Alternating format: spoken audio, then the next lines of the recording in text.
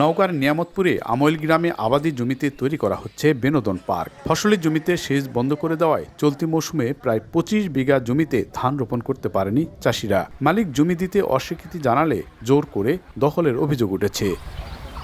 ভুক্তভোগী কৃষকদের অভিযোগ, বিনোদন পার্ক গড়ে তুলতে উদ্যোগ নেয় সাথী নামের এক ব্যক্তি।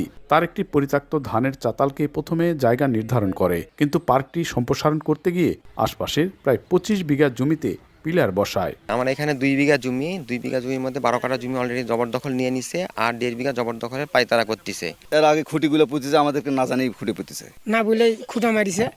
এখানে ৩টা করে ফসল হয় জমিত, সাইডে পানি চাচ্ছি, পানিও দেয় না, এতেও পানি দেয় না, এ যাবৎ জমি পড়ে আছে। ধান আবাদ হয় এখানে, এবার পানির জন্য ধান হচ্ছে না।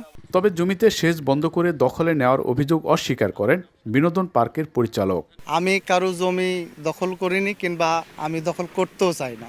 আমি আমার যতটুকু এরিয়া আছে আমি ততটুকুর মধ্যেই করব এবং করছি। ক্ষতিগ্রস্ত কৃষক প্রতিকার চেয়ে সংশ্লিষ্ট দপ্তরে লিখিত অভিযোগ দিয়েছেন। তদন্ত করে ব্যবস্থা নেওয়ার আশ্বাস কর্মকর্তাদের। অভিযোগ পেয়েছি এবং অভিযোগ পাওয়ার সাথে সাথে আমি উপজেলা কৃষি কর্মকর্তাকেও জানিয়েছি যাতে সরেজমিনে তদন্ত করে দ্রুত পদক্ষেপ নিতে পারে। আইনের মধ্যে যতটুকু কভার হবে অতটুকু অবশ্যই আমি সহযোগিতা করব।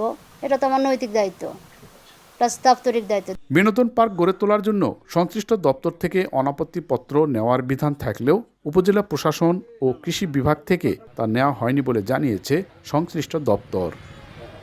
এমআর রকি, সময় সংবাদ, নওগাঁ।